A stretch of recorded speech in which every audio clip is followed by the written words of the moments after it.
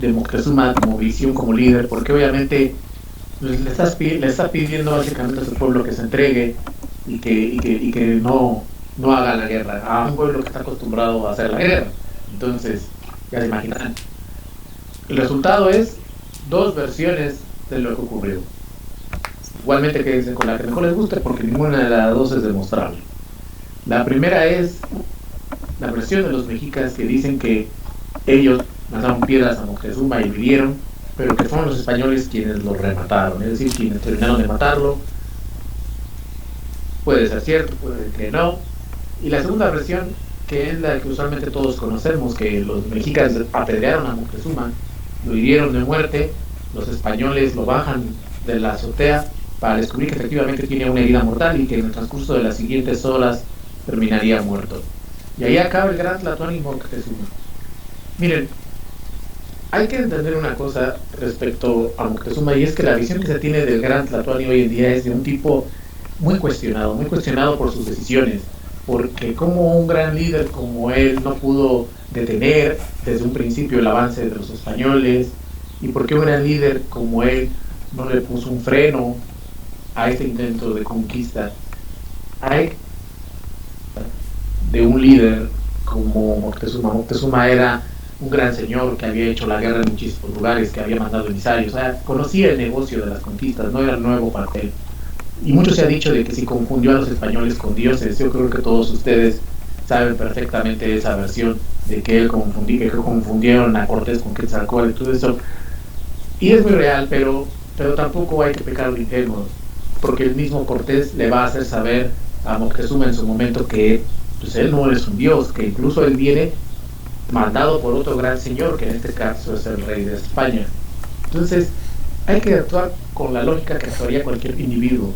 A lo mejor Moctezuma de primera sí confundió a estos españoles con dioses, porque sería además algo muy normal, pero en el momento en que Cortés te dice, sabes que yo vengo representando a un gran señor, tú en ese momento sabes que ya no estamos ante un dios Quetzalcóatl, sino estás ante un embajador.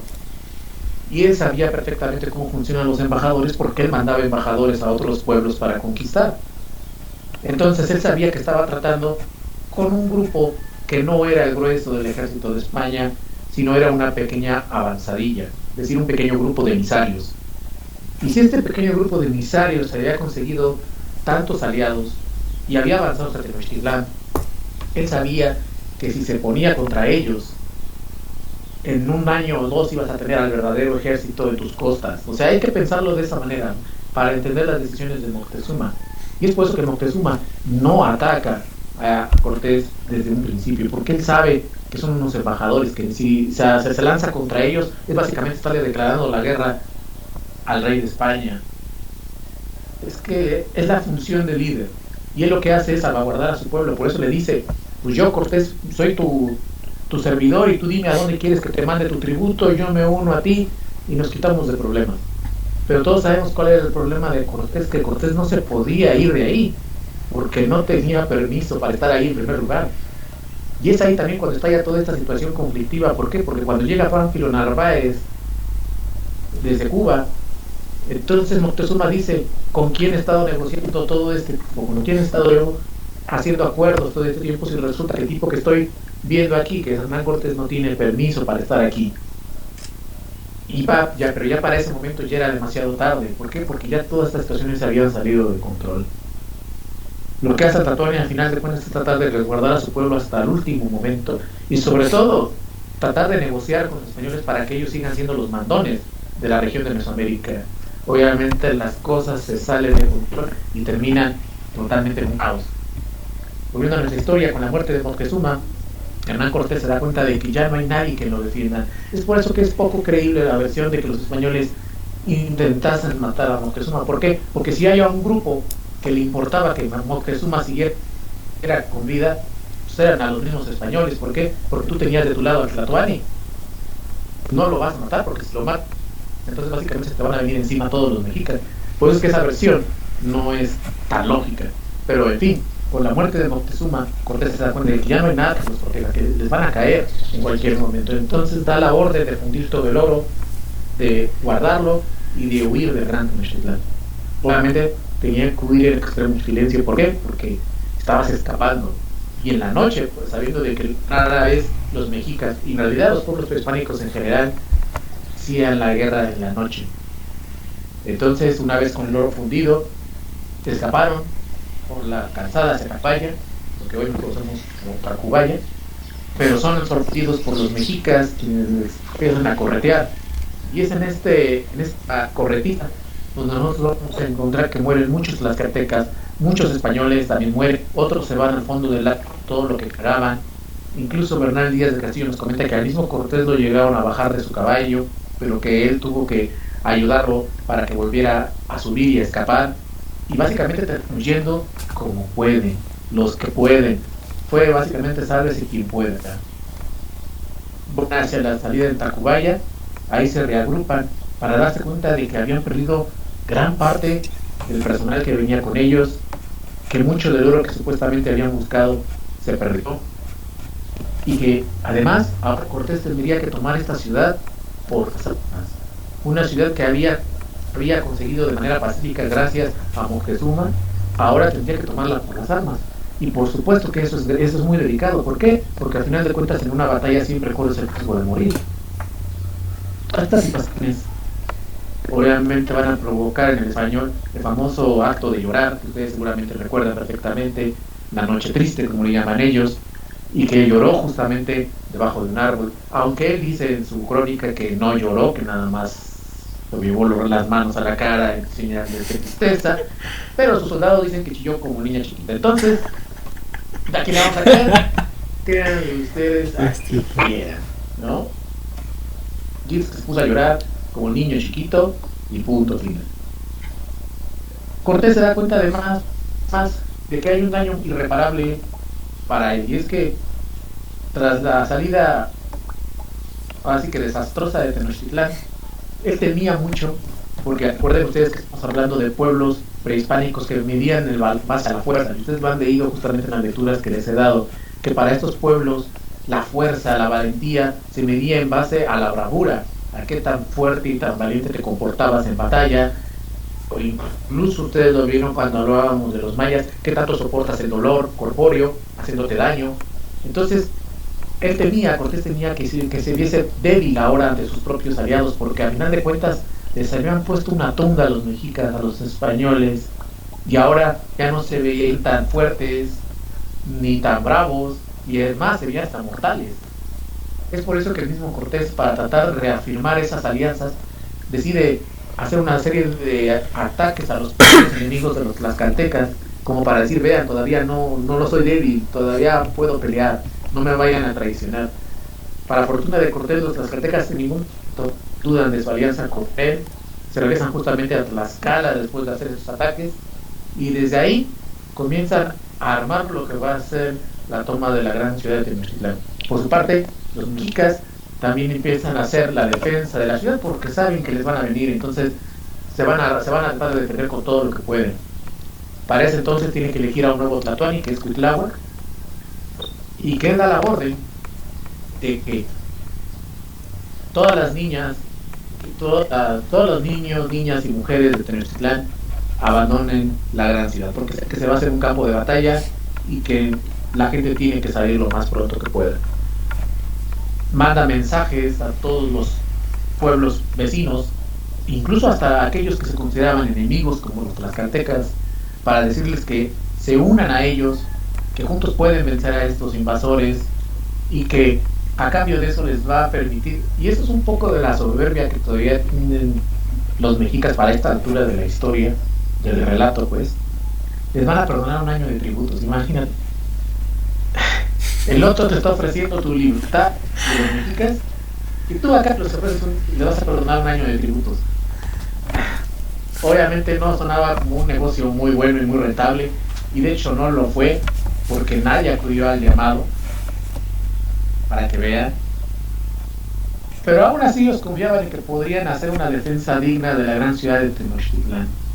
Sin embargo, no contaban con un enemigo silencioso, y es que resulta que se desató una enfermedad muy grave en la gran ciudad de Tenochtitlán, que básicamente acabó con gran parte del ejército y de la población que estaba ahí. Esta situación va a equilibrar la balanza, porque si a lo mejor los mexicas tenían mucho más ejército que los aliados de Cortés y que el mismo Cortés, esta enfermedad va a acabar con gran parte de la población. Esta enfermedad, que ahora se sabe, traía justamente un africano que venía con Hernán Cortés y que capturaron durante la Noche Triste. Es decir, los mexicas lo apresaron y ya ven que tenían esa sana costumbre de comerse a todo el mundo, entonces se lo echaron y se lo botanearon. ¿Cuál es la cosa acá? Que fíjense que es muy interesante, porque se dice, es que llegó el negro y de ahí se vino la enfermedad, pero no hay ni un solo registro de bajas entre los tlaxcaltecas, los empualtecas, que venían con Cortés y que también convivían con ese africano. La razón es muy simple, porque ellos no se lo comieron. O sea, la enfermedad vino tras el sacrificio de esta persona y que los mexicas se lo comieron. Y es ahí cuando ellos se infectan, se propaga la enfermedad a lo largo de la ciudad y se va a hacer el caos. Incluso el mismo Tlatán y Cuitláhuac muere justamente por esta enfermedad, porque pues, obvio, yo creo que él también le echó a la botana, entonces pues, se enfermó. Imagínense un Tlatán que no duró ni un año. Para afuera, Cuitláhuac de la historia, y entonces tienen que elegir a uno nuevo, que va a ser Cuauhtémoc, que como ustedes saben, va a terminar siendo el último tlatoani de la gran ciudad de Tenochtitlán. Los mexicas sabían perfectamente que había tres accesos, tres grandes calzadas hacia su ciudad. Entonces sabían que si había alguna forma en que Cortés iba a intentar tomar la ciudad, era a través de las calzadas. Entonces ellos habían planeado una defensa para proteger las tres calzadas. ¿Qué fue lo que no contaron los mexicas con los bergantines?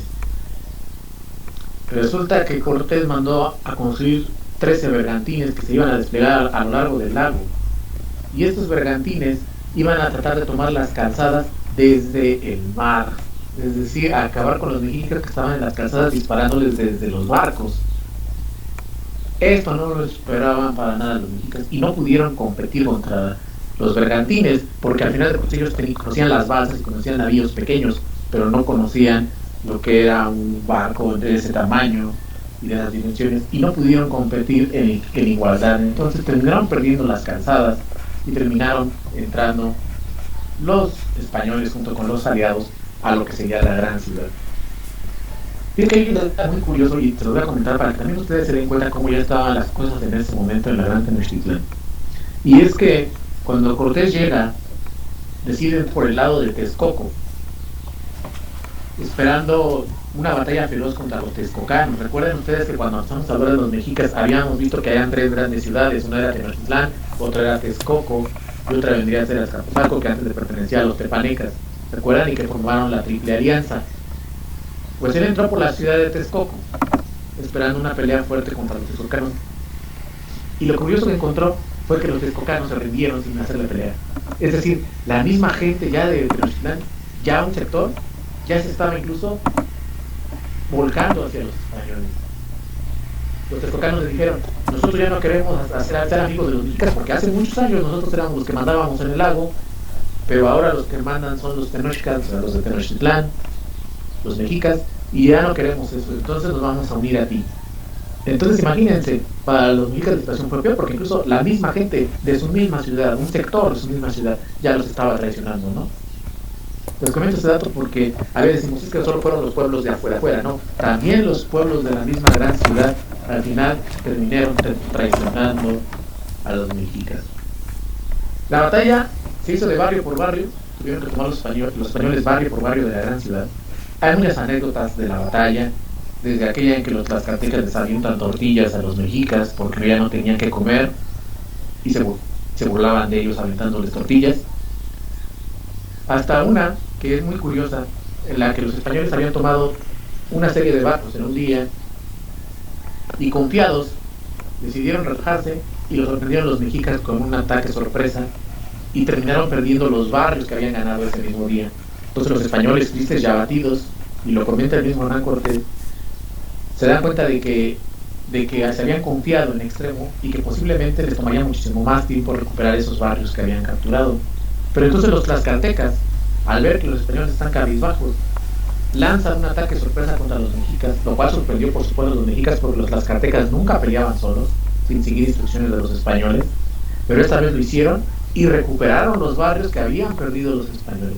¿Por qué les comento esto? Para que se den idea de que los tlaxcaltecas también fueron un motor muy importante de la lucha, de la conquista, si lo quieren ver así, y que obviamente querían acabar al 100% con los mexicas.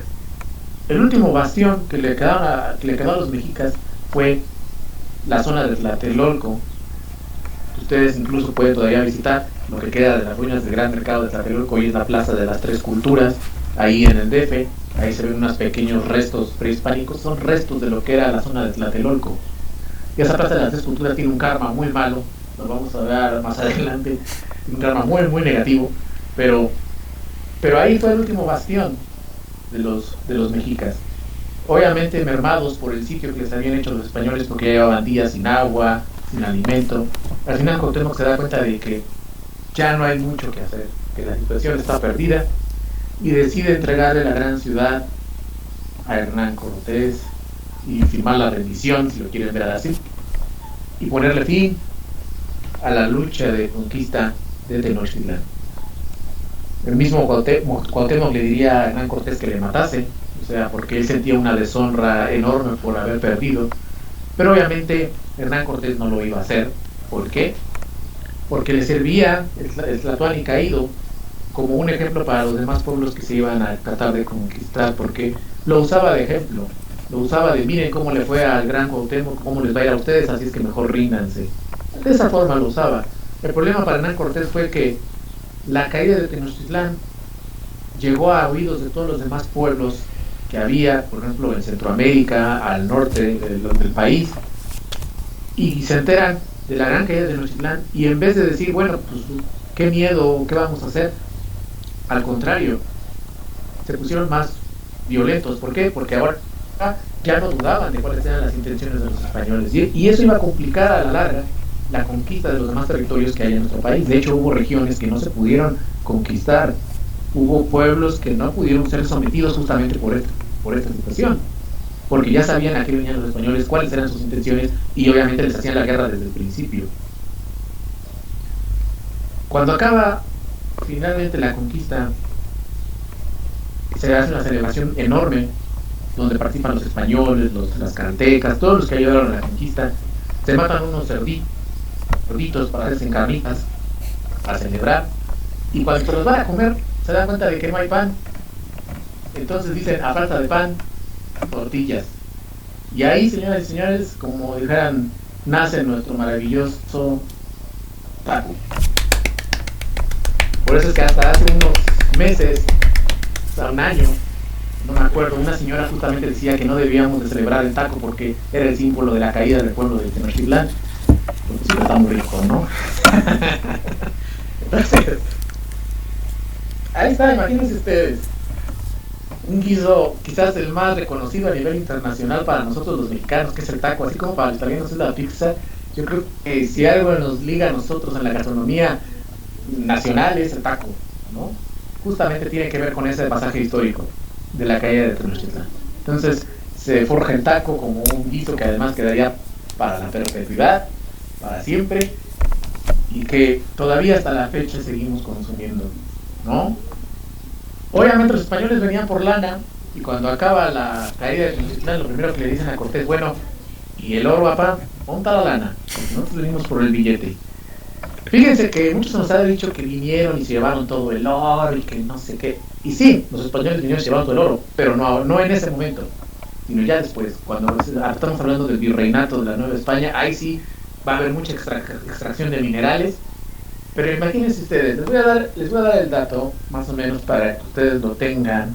Déjenme ver si lo tengo por aquí. No lo tengo. Pero miren, aproximadamente se calcula que eran como 45,000 pesos, obviamente de aquel entonces, de oro español. Recuerden ustedes que los mexicas no conocían la minería profunda, es decir, ellos no escarbaban dentro de las montañas para encontrar oro y encontrar plata ni esas cosas, sino la minería que ellos hacían era muy superficial. Entonces básicamente estamos hablando de que era el oro que ellos encontraban en ríos y en esas pequeñas, en la tierra, pero de manera muy superficial. Por eso es que tenían otro tipo de piedras preciosas como el jade, que les funcionaba también como decorativo. Y recuerden que además para los mexicas eso no tenía ningún valor. Recuerden que el oro era, se ve bonito y hasta ahí, ¿no? Era importante para los pueblos europeos, pero para los pueblos mesoamericanos no. Lo que era importante, por ejemplo, para los pueblos mesoamericanos era el cacao. El cacao, para que vean, eso sí era muy valioso, ¿sí? Pero el oro no valía nada. ¿Por qué? Porque no te lo podías comer. Y de hecho hasta la fecha sigue siendo así, no te lo puedes comer, ¿no? Pero los españoles que venían buscando cantidades de oro sí encontraron oro, pero no el gran oro que buscaban. Y luego recuerden que mucho de ese oro, además, se hundió en el lago, en la noche triste. Entonces, al final, las cuentas no daban, como bien lo comentan, las cuentas no daban. Y le empezaron a reclamar a Cortés, porque imagínense ustedes, tú te embarcas, recuerden que todo esto era iniciativa privada, ¿eh? No recuerden que no lo mandaba el gobierno español, tú entrabas por participación. Entonces, tú entrabas a estos viajes pues, con la firme idea pues, de poder adquirir una buena cantidad de dinero, de poder pagar tus cuentas y por qué no, incluso a lo mejor ganarte unas tierritas y en fin, todo ese tipo de cosas. Y ahora resulta que además, no nada más no encontrabas grandes cantidades de oro, sino que además las cuentas no arrojaban grandes cosas. Fíjense ustedes, vamos a ver, les voy a decir cómo les fue. Ya encontré el dato. El botín total de Tenochtitlán fue de 44,979 pesos castellanos. Ese fue el total. A eso quítenle, obviamente, la quinta parte, porque la quinta parte es para el rey. Había que pagar los alimentos durante toda la expedición. Si usaste armadura y que la alquilaste, la tenías que pagar. Si usaste un caballo, ballesta, obviamente los servicios del sacerdote que iba con ellos, porque les echaba siempre la bendición antes de cada batalla, todo eso se pagaba. Al final le tocó de 80 pesos de oro a cada soldado. No fue negocio. 80 pesitos por andarse matando y ahí casi muriéndote y haciendo un montonal de cosas. Es por eso que le quemaron los pies a Cuauhtémoc, porque Cortés tenía que conseguir oro de donde pudiese para pagarle a todos los que venían con él. Obviamente ya no había más oro. ¿De dónde querían que sacaran ya más oro? Y es por eso que Cortés, en cuanto puede, dice: adiós, yo me voy, ahí los dejo con la ciudad, cuídense mucho, mis bendiciones, bye. Y el tipo va justamente a hacer otras conquistas, sobre todo hacia la conquista que va a ser después Honduras, y les deja la ciudad. Eso sí, funda una serie de edificios, empezando por fundar la Ciudad de México, porque él funda la Ciudad de México. Y obviamente crea el Palacio de Gobierno, el primer hospital, que es el Hospital de Jesús, que por cierto todavía existe y todavía da servicio por si alguien quiere, y que tiene una historia muy curiosa. Fíjense, el Hospital de Jesús lo mandó a hacer Cortés justo a la mitad de la calzada de Iztapalapa, donde él conoció a Moctezuma. Otra señal inequívoca de que la relación entre Cortés y Moctezuma no es tan mala como nos la quieren hacer ver. Justamente donde él conoció a Tlatoani, ahí mandó a construir el Hospital de Jesús. Pasa el tiempo, o sea, viene la independencia de México, y durante la independencia de México le entra esta onda a los insurgentes, que era acabar con todo lo español, ¿no? Porque ya ven que esa era la onda, ¿no? Entonces se les ocurre a los insurgentes querer saquear los restos de Hernán Cortés. Para eso Cortés, que había muerto, había pedido que sus restos fuesen a dar a un convento que había en ese momento en la Nueva España. Pero el convento ya no existía, entonces fueron enterrados en otro lugar, en otro convento. Cuando se enteran los españoles de que los insurgentes van a saquear los restos de Hernán Cortés, porque están en esta onda de que todo lo español es malo, uno de los gobernantes, Lucas Alamán, decide esconder los restos de Cortés de los insurgentes para que no los profanen, pero no le dice a nadie dónde los escondió. Se lo quedó callado. Pasó el tiempo, nadie se acordó de eso, vino la independencia, vino la nación mexicana, y por ahí de los 90 los empezó a hacer las remodelaciones del Hospital de Jesús, porque ya le quedaba chico, y porque además metro y todas esas cosas. Se encontró detrás de un muro una caja, y en esa caja estaban los restos de Hernán Cortés.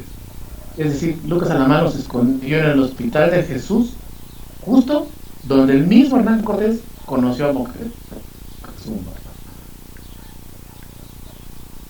Hasta hace unos años, Cortés o los restos de Cortés descansaban justo en ese mismo lugar, le había conocido a Saturnino. Hoy en día se movieron y están en una capilla que está a un lado del Hospital de Jesús. Pero bueno, lo curioso es que el Tlatoani descansa justamente en el punto donde conoció al gran Moctezuma.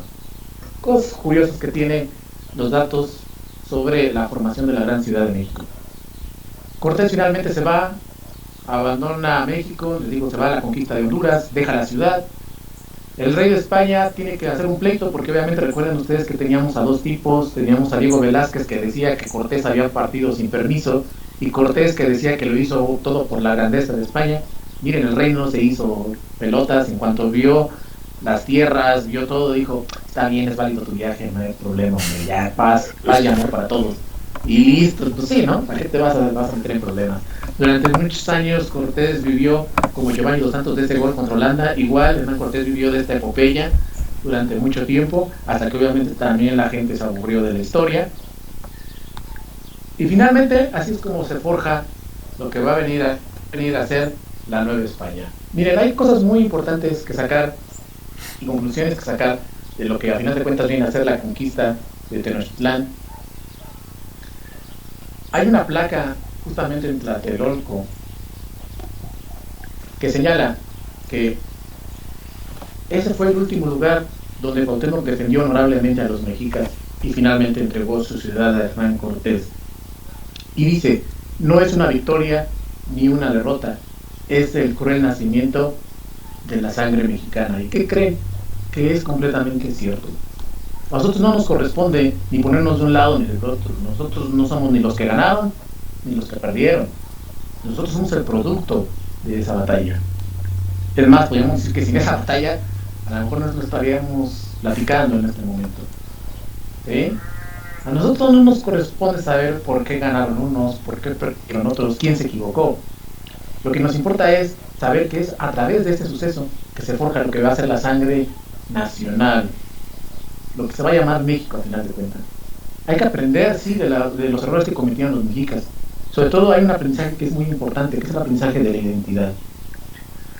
Muchos dicen que los mexicas eran un gran imperio, pero miren, la verdad, y se ha dicho es que si fuese un gran imperio jamás los hubiesen conquistado. Porque un imperio no nada más se mide en la base de la extensión del territorio, y que ellos abarcaban un dominio territorial muy grande, pero no tenían posesión territorial, que son cosas completamente diferentes. Voy a ser más específico. Tú puedes, por ejemplo, decir que dominas sobre el señor de Veracruz, pero como tú no tienes gente gobernando allá, tú no tienes dominio del territorio, no tienes control del territorio, solo tienes voz de mando.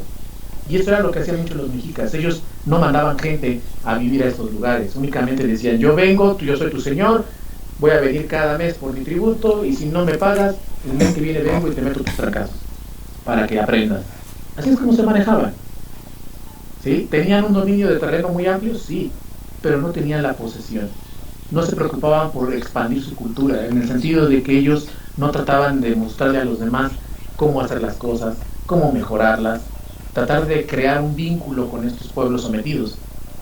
Y miren, hay un relato muy similar. Resulta que Roma tenía un gran enemigo, que era Cartago, que eran unos cuantos que estaban adelantito ahí, y siempre se peleaban entre ellos, siempre. Así como los mexicas con los tlaxcaltecas, hagan de cuenta algo parecido. Uno de sus grandes comandantes, Aníbal, decide hacer una expedición para conquistar Roma. No tenía un gran ejército, no tenía una cantidad enorme de soldados para poder tomar todo lo que era la península italiana, pero se le ocurrió un plan, y el plan era el que una vez llegado a Italia, le iba a decir a todos los pueblos sometidos por los italianos que se uniesen a su lucha y juntos poder llevar a cabo la caída de Roma. Esta cosa. Suena muy parecido, ¿no? Chales. Más o menos lo que Cortés hizo acá. Usted se embarca, llega a las costas italianas y empieza a acercarse a los pueblos para tratar de someter a los romanos, y se encuentra con que la gente no se une a su movimiento. ¿Por qué? Porque Roma había puesto zonas de gobierno, había se encargado de crear rutas comerciales, construyó escuelas, construyó edificios públicos, se había encargado de mantener la paz entre los pueblos, les había educado, les había enseñado, y al final esta gente ya se sentía más romana que ajena, ya se sentían parte de Roma. Entonces dijeron, ¿cómo nos vamos a rebelar contra los romanos si también nosotros somos parte de Roma? Al final la batalla de Aníbal no funcionó. Y es justamente a lo que me refiero. Ese fue quizás el mayor error que tuvo el pueblo mexica en su momento. No tratar de crear una identidad entre los demás pueblos mesoamericanos. Que no se vieran como uno. Que se vieran como uno solo. Para que estos invasores cuando llegaran, los corrieran. Porque ¿cuál es justamente el punto de inflexión? Que Cortés llega a estas tierras y lo primero que hace es encontrar aliados. Y ahora me hace pensar, ¿cómo habrán estado las cosas que los prehispánicos prefirieron unirse a los españoles a tener que seguir con los mexicas? Eso es lo que nos tiene que dejar el aprendizaje. Esa es la verdad del aprendizaje. Y obviamente a nosotros la herencia, pues es que somos nosotros. De esta batalla, justamente, de esta serie de conquistas, es que va a salir lo que es el pueblo mexicano. ¿Vale? Entonces, tengan alguna duda, algo que quieran compartir. Fíjense, al dato antes de concluir yo con esto de la conquista, hay un mito que ronda mucho la cabeza de la gente y que yo seguramente mejor ustedes no han escuchado alguna vez, o si no a lo mejor lo han visto en Facebook o han escuchado gente que dice que si no hubiesen llegado los españoles ahorita seguiríamos viviendo en templos maravillosos, supermodernos y esas cosas. Eso no es real. Miren, esto no hubiese pasado por una sencilla razón, porque los europeos cada vez estaban haciendo barcos más grandes y estaban haciendo exploraciones hacia todas partes. Lo que significa que tarde o temprano te iba a encontrar algo. Ahora, eso ocurrió. Hubo colonias que tuvieron los ingleses, colonias que tuvieron los holandeses, colonias que tuvieron los franceses y también los españoles. ¿Y saben cómo les fueron esas colonias que tuvieron los ingleses, franceses, holandeses? Bueno, pues ustedes pueden ver en las Antillas o en Centroamérica, hay regiones donde exterminaron literalmente con todos los pobladores. Y como no había gente para vivir, tuvieron que traer africanos para que vivieran en esas islas caribeñas. Es por eso que hay mucho africano en las islas del Caribe. Ellos no son originales de ahí, los trajeron, porque a las poblaciones originales los exterminaron. Eso es uno de los mitos que les quiero aclarar, ¿no? Que se dice es que si no hubiesen llegado los españoles, si no hubiesen llegado los españoles, hubiesen llegado otros. Y vean cómo le fueron a esas colonias, cómo las extinguieron. A lo mejor ese hubiera sido también el destino de todos estos. Ahora, no significa que los españoles no hubiesen querido acabar con todos. La cosa es que no podían, porque la religión se los prohibió. La religión que a veces tanto odian los políticos, eso ayudó en ese momento a que los españoles no pudiesen exterminar con todos los pueblos originales. ¿Por qué?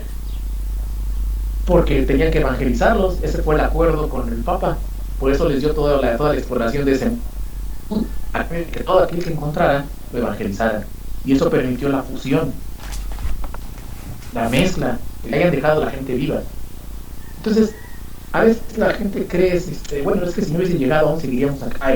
No, eso no hubiese sido posible. Les digo, tarde o temprano hubiese llegado a alguien. ¿Okay? Finalmente, no sé si tengan algún comentario que quieran hacer sobre este capítulo de la conquista, sino para que procedamos con el siguiente. ¿No? Bueno, pues, entonces, vamos a hablar ahora de la Nueva España. ¿Va? Entonces déjenme cargar unas diapositivas, en lo que ustedes también se preparen. Espero que sí funcione. Profe. ¿Qué pasó? Yo le iba a preguntar, hace ratito dijo que ya podían fundir el oro. Uh-huh.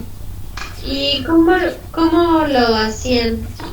Con fuego, hasta derretir. Pero no tenían, no se necesita como una maquinaria especial para hacerlo.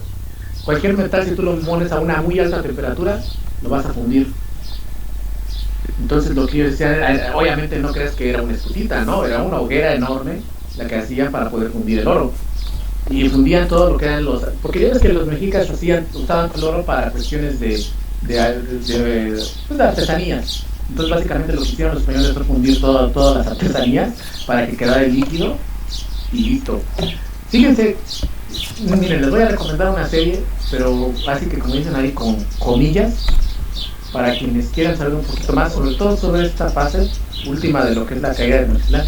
Sacó una serie de Amazon que se llama Hernán, no sé si la hayan visto, si no los que tengan Amazon Prime, véanla. Está basada justamente en las cartas de relación de Hernán Cortés. Tiene sus lados novelescos, porque recuerden, al final de cuentas, el fin de ellos es entretener, no son un libro de historia. O sea, su fin de la serie es divertir a las personas. Entonces se toman sus permisos. Pero la parte que sí es muy buena, Ornella, es la parte en la que ellos funden el oro. Y justamente ahí te muestran ellos cuál es la mecánica, que fundían justamente el oro en grandes vasijas a altas temperaturas hasta que se hiciera básicamente líquido. Luego de ahí nos lo enfriaban para que se hiciera otra vez metal. Ah, ya, no sé por qué tenía la idea de que eso tal vez había sido como más moderno. Dije, ¿cómo le hacían para poderlo transportar y todo? Pensé que se lo habían llevado así tal cual como lo habían encontrado. No, pero al final de cuentas, cuando se hizo duro otra vez, lo tuvieron que cargar.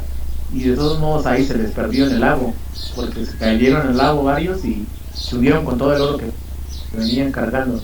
Pero sí, o sea, se hace líquido, pero cuando se enfríe se va a volver a hacer duro. Entonces, la metalurgia funde ese metal a una alta temperatura hasta que se hace líquido. Cuando está líquido, en realidad tú le puedes dar la forma que tú quieras, de lingote, de triángulo, de circular, la que tú quieras, porque está moldeable. Porque una vez que se enfríe, va a agarrar esa forma y obviamente va a volver a convertirse en un metal pesado. Entonces lo que hacen ellos, te digo, es agarrar todas las artesanías que tenían oro, echarlas en una vasija grande, ponerla a alta temperatura hasta que se derritiera y se hiciera líquido. Luego los convirtieron como en pequeños cuadritos de oro, como lingotes, si lo que quieres ver así, y eso fue lo que se transportaron.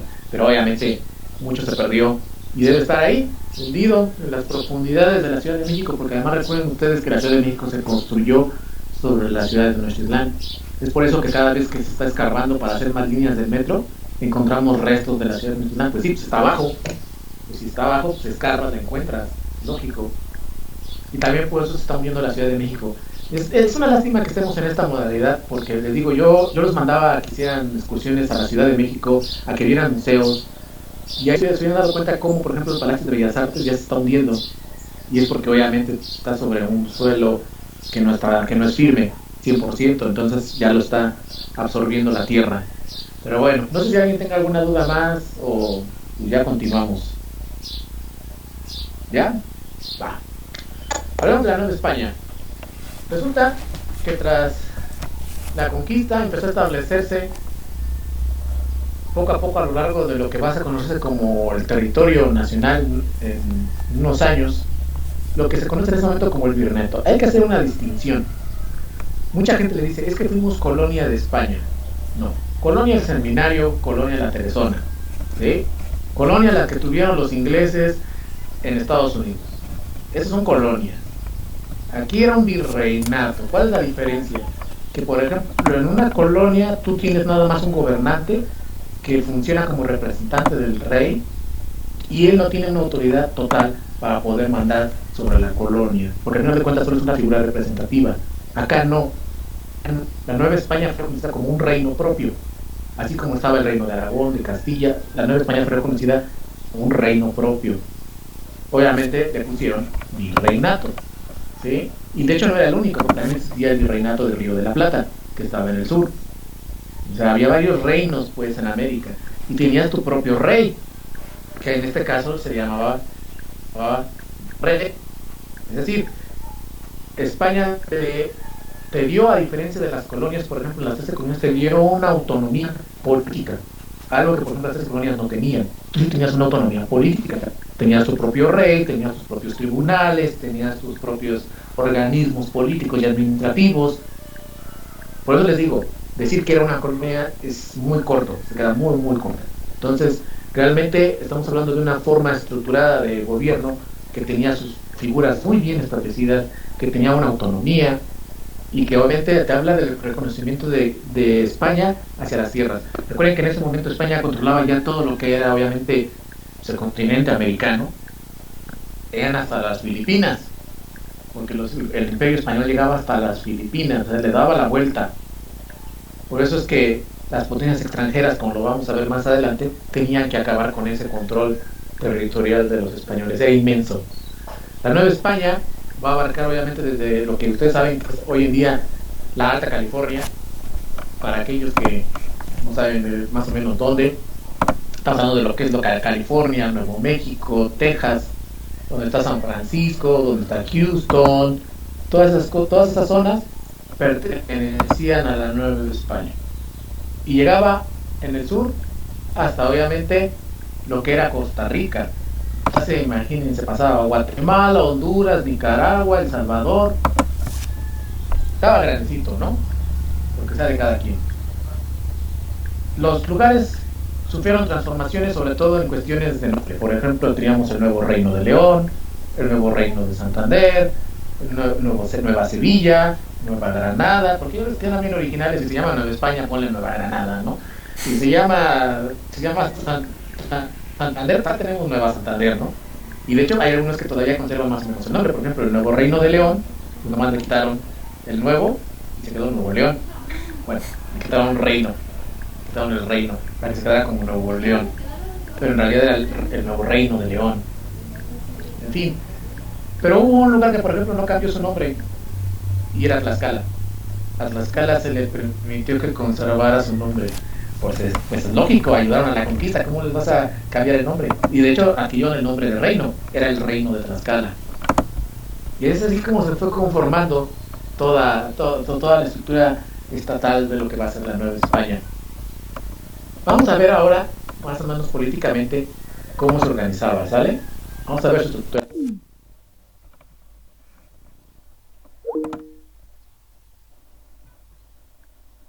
Chales, nomás no cargaba la presentación. Ahí voy de nuevo. Jeje. Y esto va a quedar bien pesado el archivo, chales. Al rato que lo suba va a estar muy pesado.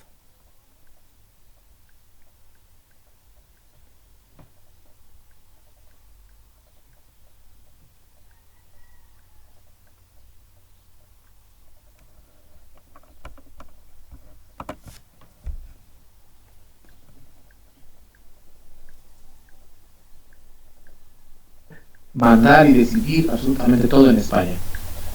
Había algo que se llamaba el Consejo de Indias. Fíjense ustedes, el Consejo de Indias lo creó el rey porque al haber varios virreinatos en el continente americano, había que coordinar todos esos virreinatos junto con España. Entonces para eso servía el Consejo de Indias. El Consejo de Indias se encargaba de coordinar y de regular todos los asuntos entre España y estos virreinatos que había en el continente americano. Obviamente muchas de las leyes que aplicaban para los virreinatos salían del Consejo de Indias. Y aparte también tocaba temas muy interesantes el Consejo de Indias. Ustedes a lo mejor no lo sabían, pero mucho se ha dicho que obviamente los españoles trataron de esclavos a los pueblos indígenas, y eso es una mentira. En realidad, los españoles fueron quizás el único de las potencias colonizadoras, por así llamarlos, que se preocupó por los derechos indígenas. Tuvieron una reunión en Valladolid para hablar sobre la potestad de los pueblos indígenas, sobre los derechos indígenas, sobre el maltrato a los pueblos indígenas, sobre cómo se había hecho las conquistas de los pueblos indígenas, incluso disculparse. Es por eso que cuando el presidente le pedía disculpas a España, los españoles dijeron, pues ya nos disculpamos hace mucho, ¿por qué otra vez? Porque ellos lo habían hecho un tiempo atrás, justamente en estos concilios de Valladolid, donde ellos hablan sobre todo el daño que se les fue a las comunidades indígenas y se les reconoce como ciudadanos con pleno derecho. ¿Qué significa esto? Que no podían ser esclavos. Y eso es uno de los grandes mitos de la historia pública que nos dan. Los indígenas no podían ser esclavizados porque eran ciudadanos con plenos derechos, se les reconocía como ciudadanos de la corona, por lo tanto no podían ser esclavizados. Ahora, que vivieran en condiciones de esclavitud, bueno, eso ya es otra cosa, y eso incluso hasta hoy en día hay gente que vive en esas condiciones, ¿no? Casi de esclavitud, pero es diferente. Ellos jamás tuvieron la condición de esclavos. Eso es algo muy interesante porque les repito, quizás España va a ser el único de todos esos potencias colonizadoras que se va a preocupar por las comunidades indígenas de esa manera, ¿no? Los demás ya les conté cómo les fueron, ¿no? Hasta los extinguí. La Casa de Contratación de Sevilla, la Casa de Contratación de Sevilla lo que hace, o bueno, lo que hacía, porque hoy ya no existe, es regular los comercios entre España y el Nuevo Mundo, porque obviamente cuando ya se empiezan a establecer estas ciudades a lo largo de lo que va a ser el continente americano, pues el comercio va a fluir de una manera gigantesca Es decir, vamos a tener un montonal de gente interesada en crear negocios en el nuevo mundo y en traer mercancía al viejo mundo. Y entonces la Casa de Contratación de ese día se encargaba de regular eso, ¿no? Los permisos, las mercancías que llegaban de un lugar a otro, etcétera. Eso es en cuanto a España. No sé si tengan alguna duda en algún momento, me interrumpen y yo se las aclaro, ¿ok? ¿Puedo adelantar la diapositiva? Yo creo que sí, ¿no? Nada más son 3 puntitos. Vale. Profe, si me puedes repetir lo del Consejo de Indias, es que se me trabó mucho y no escuché. Mira, el Consejo de Indias se encargaba de atender todos los asuntos referentes a los virreinatos que había en el continente americano y su relación con España. Se encargaba de las cuestiones legales, por ejemplo, las leyes que se formaban para las Indias que se aplicaban tanto en el virreinato de la Nueva España como en el virreinato de Río de la Plata. También se encargaba de atender los asuntos que tenían que ver con las cuestiones de las comunidades indígenas, como les acabo de comentar, que incluso hablaban sobre sus derechos indígenas, sobre su identidad y ese tipo de cuestiones, ¿no? O sea, básicamente el Consejo de Indias, de una manera muy general, se encargaba de atender todo lo relacionado con los virreinatos y con España, o sea, el vínculo entre ellos. Okay, ¿vale? Muchas gracias, ¿sí? De nada. Ok. Y en Nueva España también teníamos nuestros propios organismos. Teníamos el virrey, que obviamente cumplía las mismas funciones del rey, pero de este lado se encargaba de todo lo político, lo judicial, se encargaba de todas las cuestiones comerciales, pero todo a nivel político. Es decir, él se encargaba de decir qué políticas comerciales iban a aplicar, qué políticas judiciales iban a aplicar, qué políticas sociales nos iban a permear entre todos, etcétera, ¿no? Esa era básicamente su función. La Real Audiencia es la que se encargaba de aplicar todas las cuestiones legales. Tendría siendo equivalente, si lo quieren ver ustedes, al Poder Judicial de nuestro tiempo. Hablando que la Real Audiencia se encargaba de toda la aplicación de las leyes en la Nueva España, tanto las que hacía el virrey como las que llegaban desde el Consejo de Indias. ¿Ok? ¿Y cómo se distribuyó esto? Bueno, se distribuyó en distritos y gubernaturas y en ayuntamientos. Es decir, eran las 3 formas que teníamos nosotros para poder controlar el territorio nacional de la España, que eran distritos, gubernaturas y ayuntamientos. ¿Qué creen? Que hasta la fecha sigue siendo exactamente igual. De hecho, esta forma de estructura de gobierno nos la trajeron los españoles y nosotros la seguimos conservando. Ustedes en cada uno de los lugares donde viven saben que hay un ayuntamiento, hay una gobernatura y hay un distrito. Por ejemplo, pues acá los que estamos en Toluca sabemos que pertenecemos al municipio de Toluca, y el municipio de Toluca tiene su ayuntamiento, que es el ayuntamiento de Toluca. Y la gobernatura, ¿cuál es? Pues es el Estado de México. Funcionaba igual.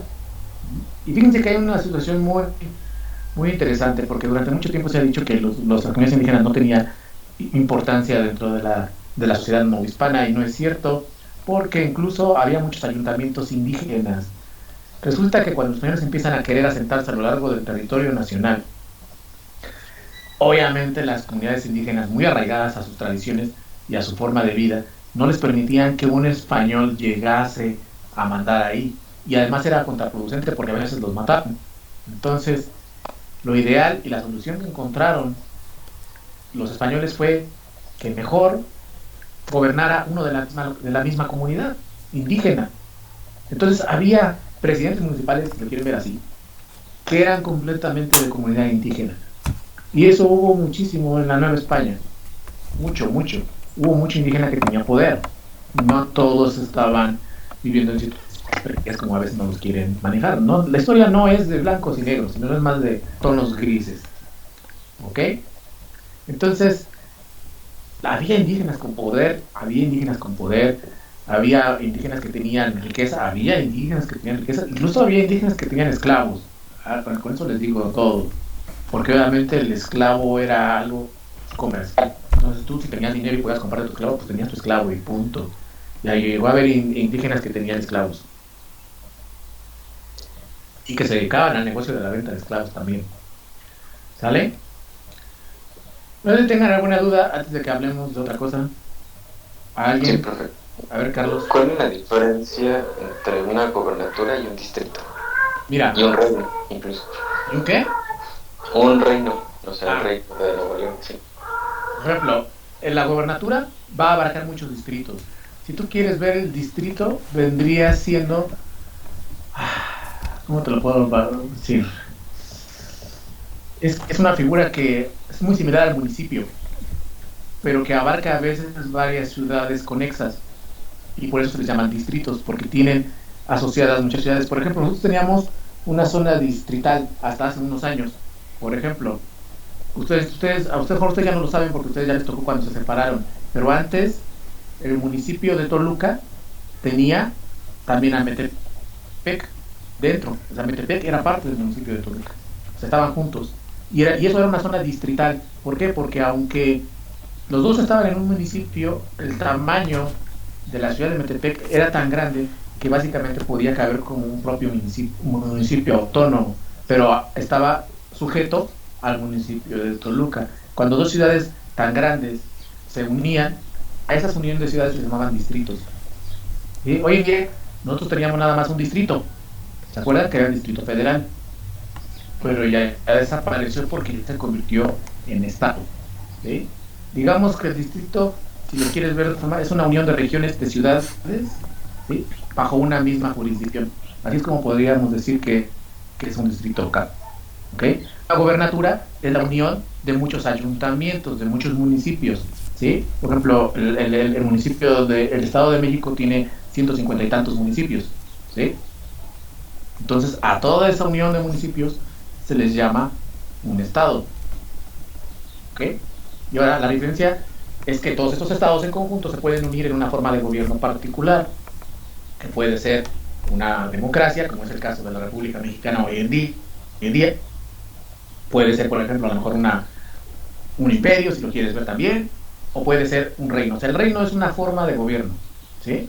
No es una forma de distribución de la tierra o de la jurisdicción, sino es una forma de gobierno. No sé si más o menos o te confundí más. Tú dime, si no me aviento aquí un rollo. ¿Sí? No, es que todavía me queda claro lo de los reinos. O sea, por ejemplo, ¿había un rey de Nuevo León o solo era un título nobiliario? Solo era el título nobiliario, no había un rey de Nuevo León. Digamos que fue el nombre que le pusieron al estado, si lo quieres ver así. Ok. Obviamente en honor al reino de León que está en España. Digamos que no es que hubiese un rey ahí únicamente había un gobernador, pero se le llamaba Reino de Nuevo León porque pues había un reino de León allá en España y aquí quisieron poner igual. Nada más. No es que hubiese un rey en cada uno de estos reinos. Ok, sí. Gracias. ¿Vale? No, de nada. Ya está. No sé si alguien tenga alguna otra duda, díganme de una vez, si no, continúo. Va, pues entonces seguimos adelante. Una de las cosas que eran muy importantes, y hay que decirlo como es, era la cuestión de la sangre. A lo mejor a nosotros nos parece ridículo hoy en día que la gente midiera sus capacidades y la inteligencia de las personas, incluso hasta su posición social, en base a la sangre. Pero en la España de aquel entonces era muy importante la ascendencia, el vínculo sanguíneo. Entre más español fueses, mucho mejor. Obviamente, ¿cuál era el mejor español de todos? Pues, por lógica, nacido en España de padres españoles. O sea, más español que eso no se puede ser. Pero cuando se da las conquistas, cuando empiezan a establecerse la evangelización a lo largo de todo el continente americano, nosotros vamos a encontrar que la fusión es inevitable. Porque obviamente como estos pueblos se les permitió existir a los pueblos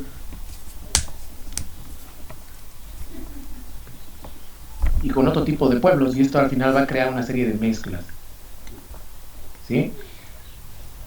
Estas mezclas van a formar lo que se conoce en aquel entonces como las castas. Los españoles fueron muy cuidadosos en cómo se manejaban las castas, porque ellos trataban de mantener, al menos en un principio, recuerden que estamos hablando de 300 años, trataban de mantener al principio una guía de castas, quiénes estaban funcionando con quién y qué resultados traían, y a la vez esto también con quiénes se funcionaban otra vez. Al final esto produjo una serie de combinaciones enormes y extensas. Obviamente los mandos más importantes únicamente podían ser para gente noble, para gente de preferencia peninsular, que eran españoles completamente nacidos en España de padres españoles. Así era como se manejaba en aquel entonces. Y nos parece ridículo, a lo mejor qué ridiculez. Pero fíjense que no tanto, porque todo esto tiene que ver nuevamente con el sentido de la identidad. Si ustedes, por ejemplo, leen la Constitución Política de los Estados Unidos Mexicanos, señala una serie de requisitos para ser presidente, ¿sí? Hasta hace unos años incluso señalaba que tenías que ser mexicano, nacido en México y de padres mexicanos. La han ido modificando. Pero si se dan cuenta, eso nos habla de que todavía, a pesar de tanto tiempo, nosotros no estamos dispuestos como pueblo a que alguien que no es mexicano nos venga a gobernar. ¿Por qué? Porque no puede ser que nos gobierne uno de aquí, no alguien ajeno. El sentido de identidad permea todavía, y eso tiene que ver mucho también con lo que pasaba en ese entonces, cómo funcionaba el sentido de identidad. Por ejemplo, la UAM también tiene sus requisitos para que se pueda ser, por ejemplo, director de una facultad. Y un requisito de la facultad es que tienes que ser mexicano nacido en México. ¿Qué significa esto? Que tú puedes ser muy buen maestro, tú puedes ser todo lo que tú quieras, pero si tú no eres mexicano nacido en México, no puedes nunca llegar a ser director de una facultad. Por ejemplo, nosotros que tenemos académicos que son extranjeros, ellos no pueden ser nunca directores de la Facultad de Lenguas. ¿Por qué? Porque la legislación no se los permite. Hablamos de ese sentido de identidad, de seguir conservando lo que es de nosotros para nosotros. Pues pasaba algo muy similar con los españoles. Ellos querían conservar lo que ellos consideraban suyo para ellos. Obviamente eso no incluía, desafortunadamente, a gran parte de las castas. Y eso va a ser un problema después, a futuro. En 300 años, cuando no le permites a las demás gentes poder aspirar a una mejor, no calidad de vida, pero a un mejor puesto público, te va a terminar destruyendo. Las castas eran muchísimas. No las copien, no se los voy a preguntar, eso no viene en el examen. Simplemente es para que ustedes se den cuenta de toda la combinación que había. Había mestizos, castizos, mulatos, moriscos, saldinos, saltatras, lobo, jíbaro, albarrazado, cambujo, zambiaga, crapamulato, tente en el aire, no te entiendo, tornatrás, y solo algunos. Y cada uno obviamente derivado de otro. El mestizo era de español con indígena, el castizo de mestizo con española, el mulato de española con negro, el morisco de española con mulato. O sea, trataban de mantener un orden, tratar de mantener un régimen bien claro de quién se estaba mezclando con quién, pero al final era imposible mantener esto. ¿Por qué? Porque las combinaciones eran tantas que quién iba a saber quién era quién y quién se metió con quién, y al final todos quedamos en una misma categoría y era mestizos, punto, final, se acabó. Así lo resumieron de una forma muy sencilla, pero les repito, en un principio trató de mantenerse un control firme sobre las combinaciones posibles. Incluso se hicieron una serie de dibujos para tratar de representar estas combinaciones y además mostrar el estatus social que cada una de ellas tenía. Les voy a mostrar algunas para que ustedes las vean, ¿sale? Por ejemplo, aquí tenemos un no te entiendo y aquí tenemos un tente en el aire. De la izquierda es el no te entiendo y acá es el tente en el aire, de la derecha. Me muestra obviamente primero el tipo de color, de piel, incluso hasta las actividades a las que se dedicaban y el estatus económico que tenían también. Se ven completamente diferentes. Es decir, no nada más servían estas imágenes para hacernos una referencia de las combinaciones, sino también nos servían para hacernos una referencia de a qué se dedicaban o dónde podías encontrar tú esta mayoría de grupos y sus actividades económicas y apariencia física, ¿no? Ahí les va otro. El albarrazado. ¿A qué se podían dedicar? ¿Dónde los podías encontrar? Y cómo eran. Obviamente a nosotros nos parecen todos iguales y créanme, hay un punto en el que todos se ven iguales. Entonces, tampoco no hay que hacerle mucho. Les digo, ellos trataban de hacerlo y al final la combinación era muy complicada. Aquí se van a notar una pequeña diferencia, miren ustedes. El albino, de español y morisca. Aquí si se dan cuenta, ya estamos viendo una situación diferente, ya vemos una vestimenta diferente, una situación económica diferente, porque al final de cuentas hay un español.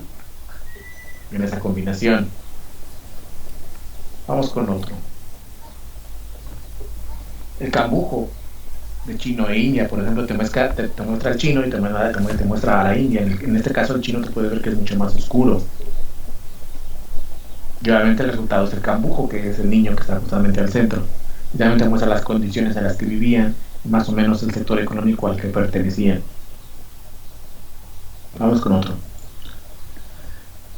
El mestizo de español e India, ¿no? Ve claramente como el español es muy claro, como la India es más morenita, y la combinación que se da. Y aquí tenemos el castizo, que era de mestiza con español. Se preguntan ustedes, ¿quiénes son? ¿Son calvinos? ¿Son castizos? ¿Son mestizos? ¿Salta para atrás? ¿Tenten el aire? ¿Son chinos? ¿Son...? No importa, todos somos mestizos, punto final. Pero en algún momento, si nos vamos a sus líneas a sus árboles genealógicos, vamos a encontrar que en alguna combinación de estas está su origen. ¿Cuál? Sabrá Dios. Es irnos muy atrás y hay muchas combinaciones, entonces es difícil ahora determinarlo. Pues que al final de cuentas todos somos mestizos, salvo que hay una excepción, las comunidades indígenas, porque recuerden ustedes que las comunidades indígenas tratan de preservar su propia identidad. Y de hecho, vamos a encontrar que al final, en la Nueva España, queda catalogado de la siguiente manera los grupos. Eso sí, cópienlo. Quedan los peninsulares, los criollos, los indígenas, los mestizos y finalmente hasta abajo la gente de color. ¿Por qué los peninsulares hasta arriba? Por una sencilla razón, porque eran los españoles nacidos en España, no hay más, se acabó. Los criollos, porque obviamente tenían una ascendencia peninsular, entonces a ellos sí se les podía considerar una parte sustancial todavía de la sangre española. Luego venían los indígenas. ¿Por qué? Porque obviamente los indígenas, al ser comunidades propias, comunidades bien definidas y que buscaban mantener su identidad, siguen teniendo una sangre propia, no combinada. Ay, me salté, déjame regreso, ahí está. Y luego finalmente vienen todos los mestizos, que son todas las combinaciones que les acabo de mencionar, de todo tipo, y que prácticamente diría Rowling son los muggles. Y hasta el final la gente de color, que obviamente se les consideraba en esa época como esclavos y como gente que no tenía derechos y como gente que la verdad a lo largo de la historia les ha ido bastante mal, ¿vale? ¿Cómo era la vida en la Nueva España? Les voy a platicar tantito para que ustedes tengan una idea, para que ustedes se den un pequeño una visión de cómo eran las cosas en la Nueva España. Fíjense, estamos hablando de que la vida en la Nueva España giraba alrededor de lo religioso. Básicamente, todo ciudadano novohispano tenía que seguir las normas católicas de sí o sí, y entonces la vida giraba en torno a ello. Obviamente a cumplir los votos religiosos, como puede ser obviamente el bautismo, la comunión, el sacramento del matrimonio, y dependiendo de ahí, la clase a la que pertenecías, si tú eras de clase media, si tú eras de clase alta o si eras de clase baja. No cambia mucho de cómo es hoy en día. Si tú eras de la clase baja, no hay mucho que hacer, hay que salir a machetearle y a buscar el pan cada día y a trabajar, siempre buscando obviamente evitarte conflictos con la justicia y con la religión, porque recuerden que en ese entonces también ya existía lo que era el Santo Oficio, es decir, la Inquisición, aunque realmente la Inquisición no es tan rígida como nos han hecho creer. Ya hablaremos de eso cuando hablemos un poquito de la independencia. Pero si pertenecías a clase media, tenías más oportunidades de salir adelante en la vida. Incluso si tenías suficiente dinero, podía hacer que estudiases algún bachillerato o alguna licenciatura. Si les suena todo esto muy parecido a lo de ahora, es porque al final de cuentas las necesidades humanas son las mismas en todos los tiempos, ¿no sé? Entonces podías acudir a algún bachillerato y a alguna universidad. Fíjense ustedes que nosotros tenemos una universidad que se llama la Universidad Pontificia de México, que obviamente al ser pontificia ya saben es religiosa, pero que hace mucho tiempo se llamaba la Universidad de México. Y esta Universidad de México fue la primera universidad que teníamos nosotros en la Nueva España.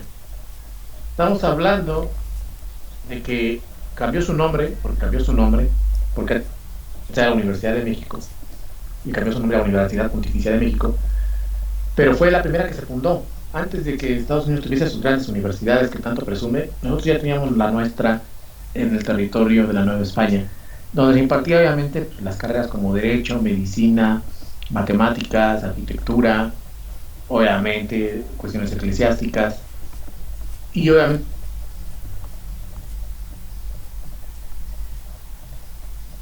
en las universidades. Una situación desafortunada, pero era de la época, y que si tenías una capacidad económica suficiente para poder inscribirte, podías acceder a ella. Obviamente también preocupaba mucho tu ascendencia, es decir, si eras un tipo mestizo que no tenía ningún origen español, difícilmente te iban a aceptar en estas universidades. Es la realidad. O sea, también había esa situación. La educación era para aquellos que tenían algún tipo de ascendencia española y algunos indígenas, porque también hubo indígenas que estuvieron estudiando, que obviamente pertenecían a la nobleza de aquel entonces o a la clase alta de aquel entonces, ¿no? Las mujeres de clase media, y también las de clase alta, hay que decirlo, tenían que convertirse en buenas esposas. Entonces, la mayoría de ellas eran preparadas desde jóvenes para convertirse en buenas amas de casa, porque tenían que conseguirse una buena pareja. Entonces, las formaban para que tuviesen la educación básica, para que supiesen cocinar, para que supiesen educar, y que pudieran conseguir un buen pretendiente para que pudieran obtener una vida cómoda. De acá, entonces nosotros vamos a entender que había un montonal de matrimonios que eran concertados, es decir, matrimonios que las familias decidían por los hijos, y era común que esto ayudaba a las familias supuestamente a progresar, porque obviamente el papá buscaba que su hija se casara con un tipo que pudiese mejorar su situación económica, no solo de ella, sino de la familia, incluso su posición social. Para eso eran los matrimonios concertados. También en ese sentido a los hombres les iba también mal, porque se casaban con una chica a la que tampoco ellos querían. Por eso eran concertados.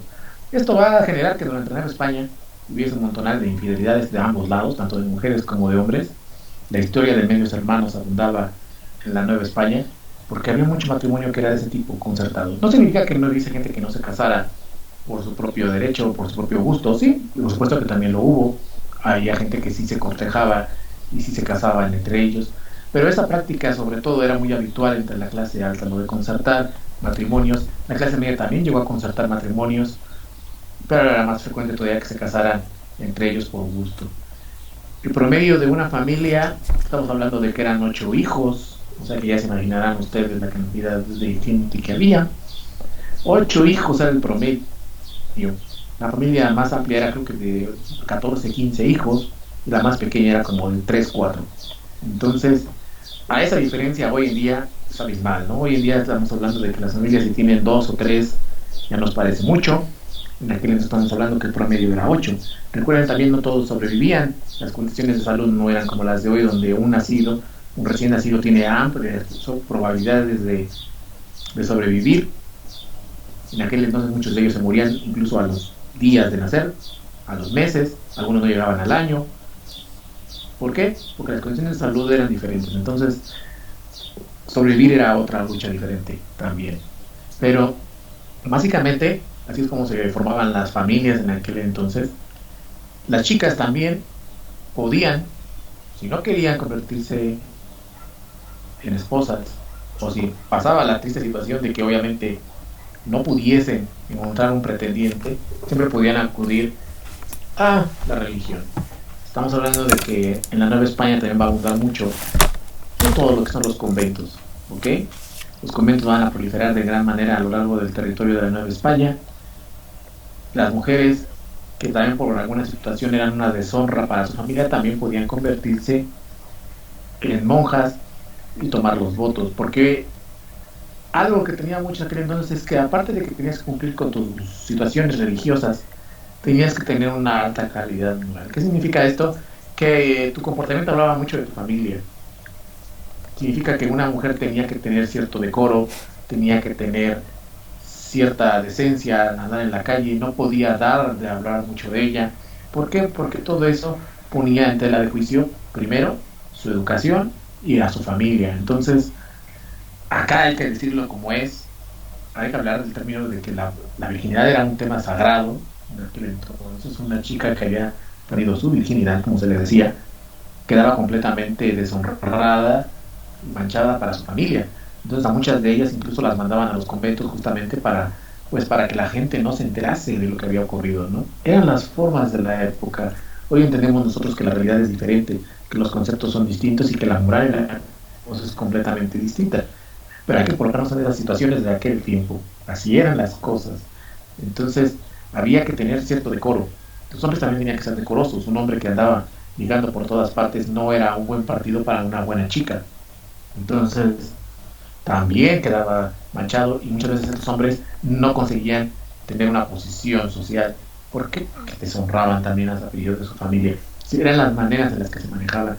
Los conventos se convirtieron en la solución para muchas familias que tenían hijas que por alguna razón habían sido seducidas, porque no faltaban los galanes que andaban ahí por todos lados en los pueblitos tratando de seducir muchachas.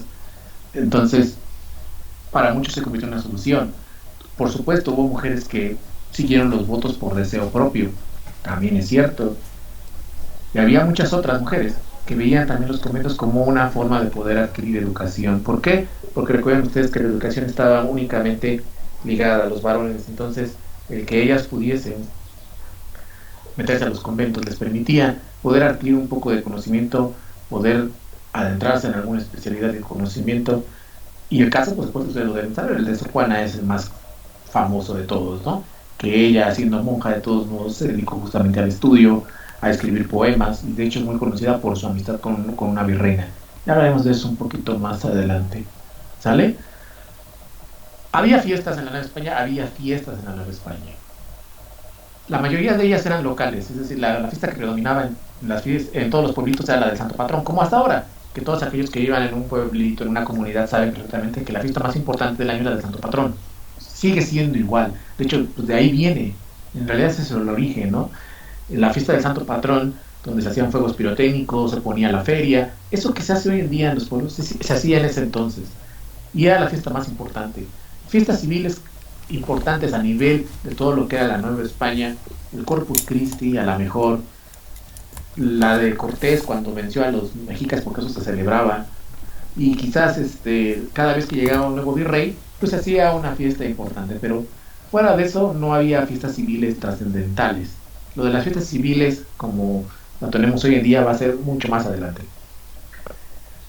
¿Qué se bebía? Fíjense que también les gustaba mucho, sobre todo cuando iban a los teatros, porque cuando no había fiestas había que entretenerse en otra cosa, y eran las corridas de toros, ir al teatro Guiñol, por supuesto al teatro ambulante, donde se contaban chistes rojos y historias, se va a decir que sin censura, y lo que se bebía mucho era el vino.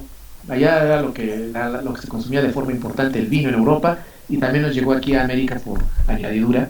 Entonces lo que se consumía mucho era el vino, y sobre todo también en las comunidades indígenas el pulque, que el pulque saben que es vida ancestral y sagrada.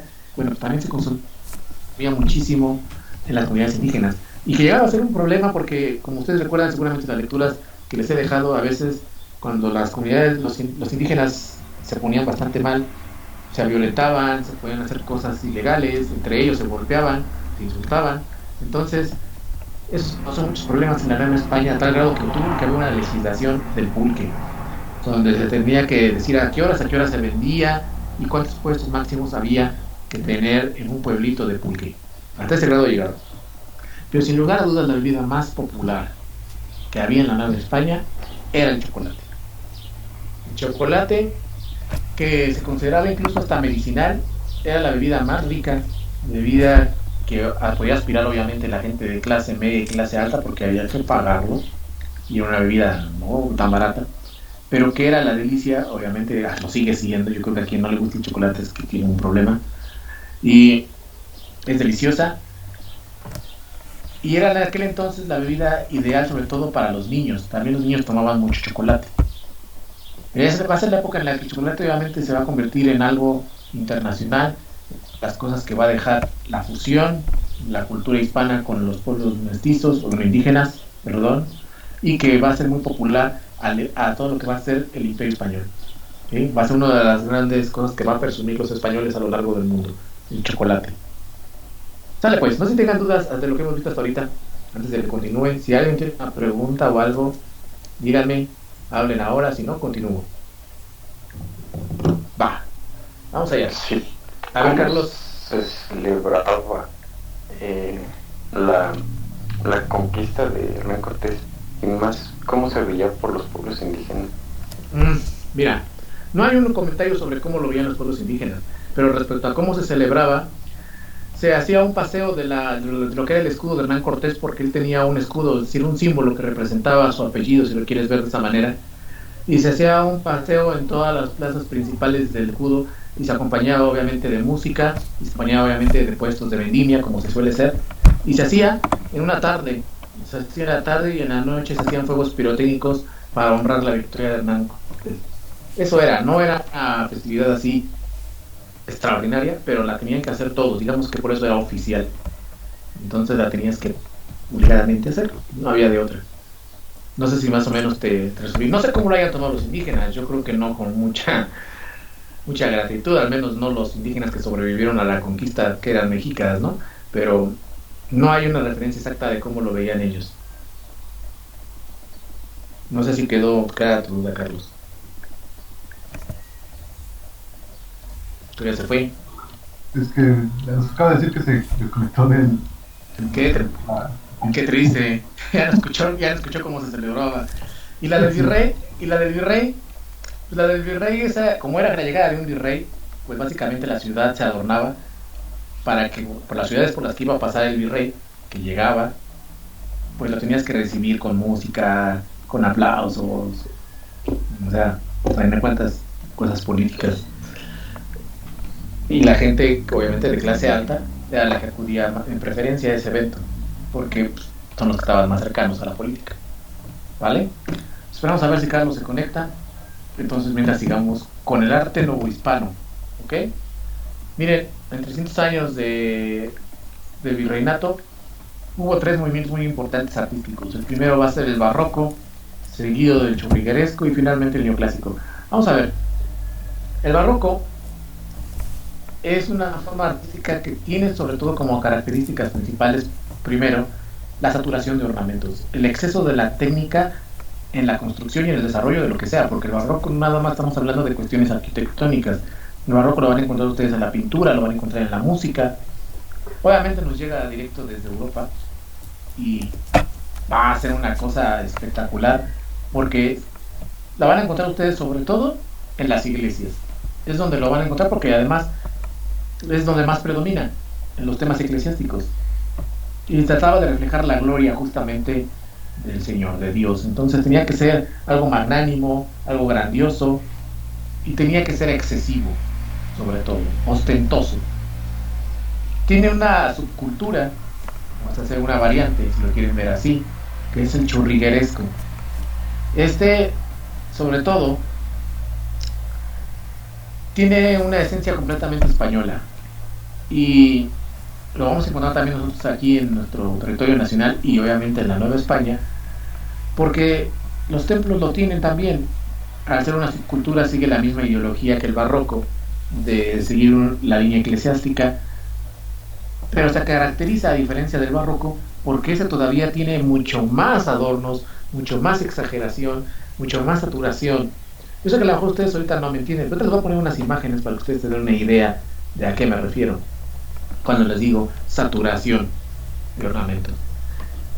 Finalmente, ya para el 1700 vamos a encontrar un movimiento de contracultura, que es el neoclásico, que el neoclásico va a querer tirar por la borda todo esto de la saturación de ornamentos, incluso hasta cambiar el tema, va a dejar un poco de lado los temas religiosos y se va a inclinar muchísimo más por elementos limpios, ordenados, por colores un poco más sombríos, más fríos, y por tratar de buscar elementos más de la tradición griega y de la tradición romana. Por eso es neoclásico, porque se vuelven a retomar esas formas del clásico, de los griegos y de los romanos. Entonces, es de contracultura porque, por supuesto, se pone a toda la forma que venían manejando del barroco. ¿Ok? Les voy a dejar leyendo la poesía para que la copien Y ustedes me dicen cuando ya le puedo mover a las imágenes para que las vean. Si tienen alguna duda, me dicen, no se queden callados.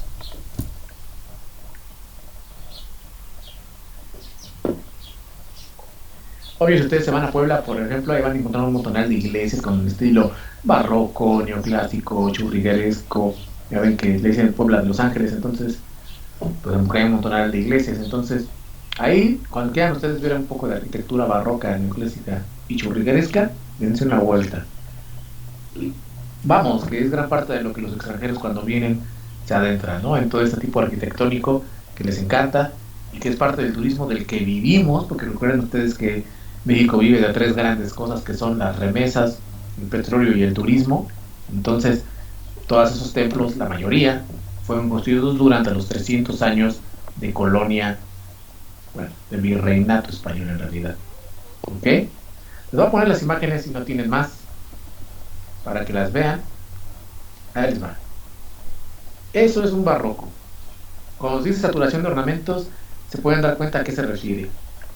Al trabajo excesivo, al detalle excesivo y a cómo está exageradamente cargado el detalle. Eso es barroco. Seguramente en este momento están diciendo, la iglesia de mi pueblito tiene láminas. ¿Por qué es barroco? ¿Ok? Esta es la capilla del Rosario en Puebla, justamente, de la iglesia de Santo Domingo. Ahí les va otra. Sigue siendo barroco. Obviamente el tema es completamente eclesiástico, pero al 100%, ¿no? Fabuloso, sin lugar a dudas. Ahora les voy a poner el churrigueresco. Para que ustedes creen que eso es saturación, vean el churrigueresco. Hasta impacta inmediatamente. Y ese es el objetivo, que te impacte visualmente. Todavía muchísimo más. Entonces Tlaxcala. Pero excesivo. A un nivel tremendo. Vamos a poner otra. Ahí se ve un poquito mejor.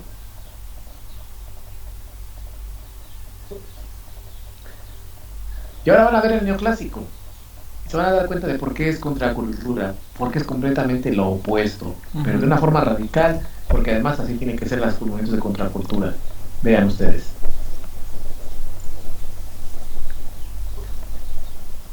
Es la Academia de San Carlos. ¿Se dan cuenta? No tiene nada que ver esto con esto. Es completamente opuesto. Esto es neoclásico. Formas geométricas, líneas bien definidas, columnas del tipo griego, del tipo romano, colores sombríos, fríos. A eso se referían. Voy a poner otra imagen. Cuestiones de la mitología griega, romana. El clásico, si se parece al patio de rectoría es porque rectoría también tiene el mismo estilo. Entonces, por eso les parece conocido. Vean ustedes aquí otra. Jarrones de tipo de corte helénico, columnas. ¿Qué les digo? Completamente opuesto a lo que es el barroco y a lo que es el churrigueresco. Son los tres grandes movimientos que vamos a encontrar en esos 300 años. ¿Ok? No tengan alguna duda hasta ahorita. Díganme si alguna duda tienen, se las aclaro. Ese Palacio de Minería también es neoclásico. Ahí es la feria del libro. Bueno, cuando se podía hacer la feria del libro. ¿Sale? Nuevamente, vamos a hablar de Sor Juana. Sor Juana es una de las figuras más populares, quizás del periodo novohispano, en gran medida por todo lo que tiene que ver con su contexto personal de la mujer que se atrevió a desafiar las tendencias de la época, se viste de hombre para estudiar y que obviamente se dedicó a escribir un montón de poemas que además nosotros podemos tener al alcance gracias a la virreina que se encargó de publicarlos, que eran grandes amigas. Algunos dicen que algo más, eso ya queda en la imaginación de cada quien, pero que tiene muchísimos poemas. Seguramente ustedes conocen el famoso poema de Hombres Necios. A quien no lo haya leído, bueno, pues que busque rápido en internet, lo va a encontrar. Es un poema que ella escribe a los hombres que somos muy necios, y tiene razón, pero tiene más que eso. Yo les he traído unos fragmentitos para que ustedes los puedan leer, para que los puedan ver, para que se den cuenta que es más que ese poema, Sor Juana. Bajan un momento, léanlo. No lo voy a recitar porque yo soy malo recitando poemas.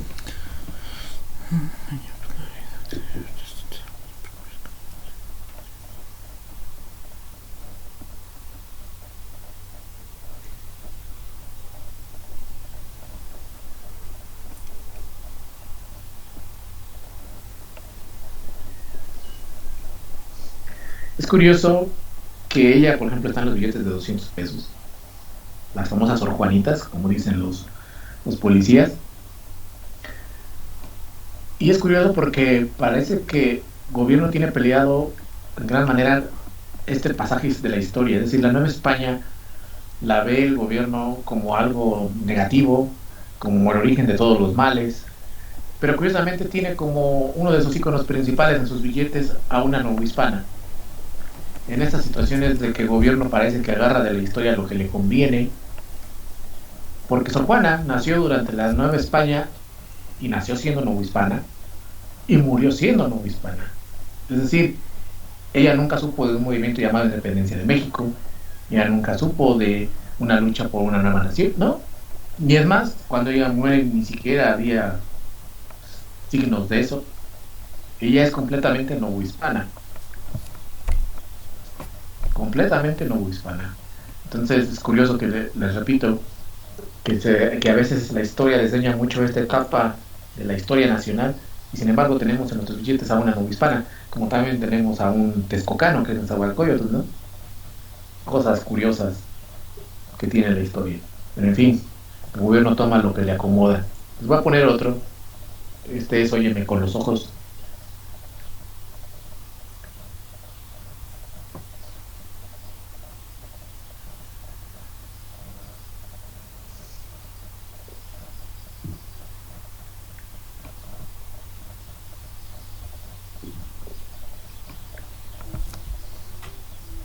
Y ok, y el último que les traigo, que es el poema de la Friendzone.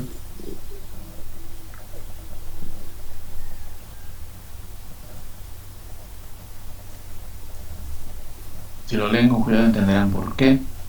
Y para que vean que los problemas que tenemos ahora, eso de que, ¿por qué una chava que tú le estás tratando bien no te pela y por qué sí le hace caso a que la trata mal? Y esas cosas que decimos son muy de nuestra época, resulta que pues no son tan de nuestra época. Ya pasaban desde antes, incluso ya está teniendo un poema de Sor Juana.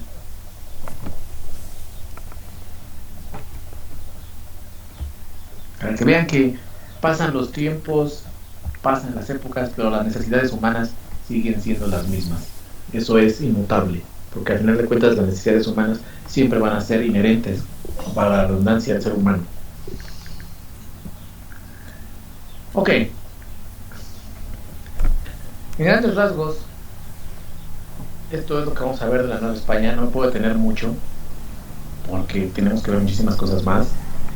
Hay más cosas que me gustaría comentarles, no tengo el tiempo. Tenemos que hablar todavía de la independencia de México. Ahí tocaré algunos puntos más interesantes de la Nueva España que quedan, pero no me voy a adelantar. No sé si tengan alguna duda de lo que hemos visto el día de hoy, algún comentario, los escucho. Si tienen algo, soy todo oídos. ¿No? Vaya, vaya. No, todo bien. Ok. Profe, ¿Qué pasó, Ornella? de lo que leímos en la primera lectura de que lo que escribía Fray Diego de Landa de que mataban a los indígenas y todo eso, Uh-huh. ¿Qué duda eso tienes? más o menos en qué periodo de la historia se sitúa. ¿Ahorita en la Nueva España o cuando la conquista? No, eso es a principios de la Nueva España. Cuando Fray Diego de Landa ya llega a Yucatán, si recuerda, primero ya no es el gran pueblo maya, porque incluso cuando los españoles llegan, cuando llega Hernán Cortés, los grupos mayas que él encuentra no son esos grandes mayas de los templos, ¿no? Sí, esos ya hace años que ya se habían ido, ¿eh? Encuentra pequeñas comunidades mayas, es decir, como lo que queda de esos pequeños grandes mayas que fueron hace mucho tiempo, encuentra lo que queda. Y cuando Fray Diego de Landa llega, ya estamos hablando de que él llega ya siendo la Nueva España, a principios de la Nueva España. Y justamente a él lo mandan a esa región. Y él convive con la gente de esa región. Y después escribe en base a todo lo que vive y a todo lo que ve, y sobre todo que todavía le toca convivir con los mayas que tienen esas tradiciones antiguas, es que se describe todo lo de las cosas de Yucatán. De hecho, incluso si tú le das lectura, la primera parte él te la comenta como dicen. ¿Por qué? Pues porque también ellos mismos lo dicen. O sea, los mismos mayas dicen que en algún momento llegó un señor Cuculcán, que porque también ya es a base de relato, porque los mismos mayas que están ahí ya no son esos mayas del tipo de los grandes templos ni esas cosas.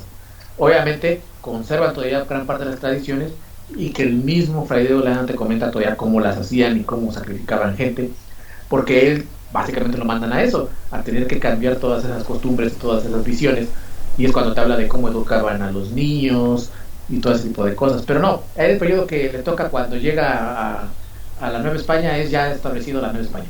O sea, él no llega en la conquista, él llega después. Pero entonces, como qué tan cierto, qué tan Mira, fidedignos son los datos que dicen que sí mataban a los indígenas mucho, que si no se querían convertir les hacían esto, porque me llamó la atención también que hace ratito dijo que incluso les asignaban un reino. uh-huh. Entonces para tener un reino tenían que bautizarse y Efectivamente, para eso tenías que estar bautizado, Ornella. Entonces eso implicaba que tú ya no tenías que seguir a los antiguos. Juan Diego de Landa te habla de aquellos que se negaban a querer aceptar la nueva fe, por así decirlo. A esos eran a los que mataban, a los que se violentaban, a los que no querían aceptar la nueva imposición.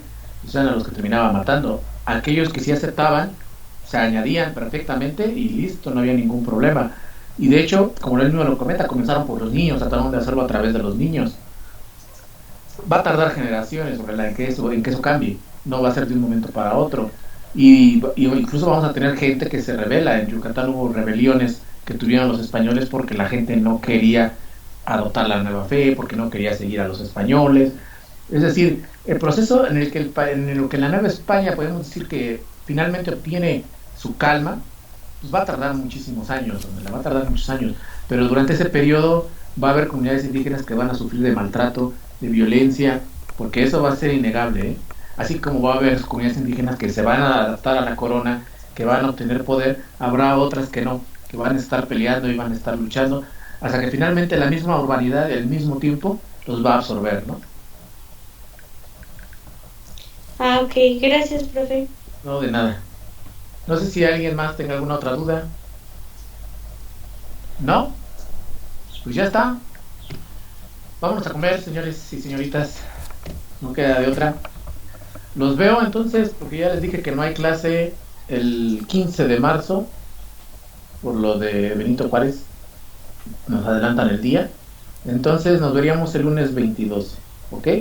Ya no va a haber más actividades de aquí al examen. Las actividades que íbamos a hacer ya las hicimos. Entonces este jueves ya no va a haber actividad. Sin embargo, si tienen en algún momento alguna duda, algún comentario, algo que quieran hacer, ¿sí? Siéntanse libres de hacerlo, de escribirme, y yo les respondo sin ningún problema. ¿Ok? Si quieren saber algo más, también pregúntenme. Yo les recomiendo algún libro, alguna literatura que les permita saber un poquito más de algún tema en específico. ¿Ok?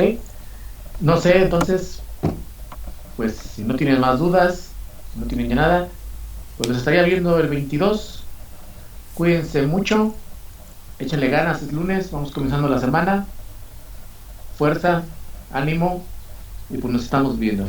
Cuídense mucho, que les vaya muy bien, hasta luego. Gracias, profe, igualmente. Hasta luego, bye. Que les vaya muy bien. Que tenga bonito día. Gracias, igual a todos.